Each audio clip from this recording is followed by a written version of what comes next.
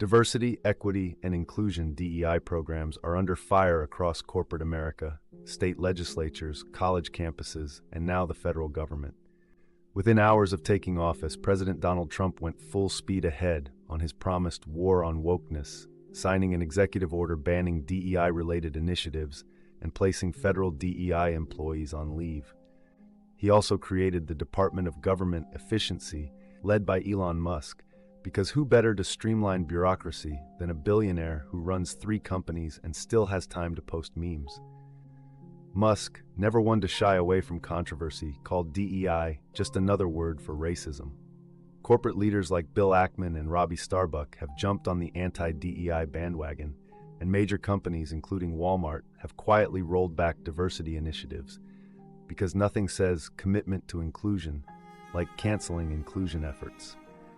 DEI has also become a political punching bag, with figures like Los Angeles Fire Chief Kristen Crowley and former Vice President Kamala Harris being accused of being DEI hires.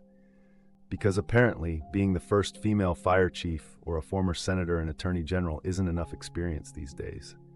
Public sentiment is shifting, with a Pew survey showing a growing number of Americans viewing DEI negatively, though over half of U.S. workers still report participating in DEI trainings, probably while trying to keep a straight face on Zoom.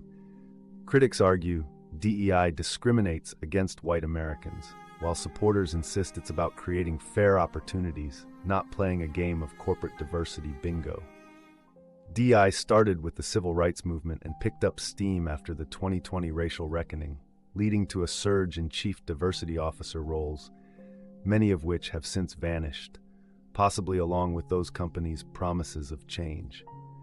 Today, DEI in the workplace includes fair hiring, employee training, and diversity-focused resource groups, like networking for women in leadership or support for military veterans, because apparently, hiring diverse talent requires its own department. Meanwhile, critics claim DEI enforces ideological bias and is fundamentally anti-American, while some argue it has even failed to address anti-Semitism on college campuses.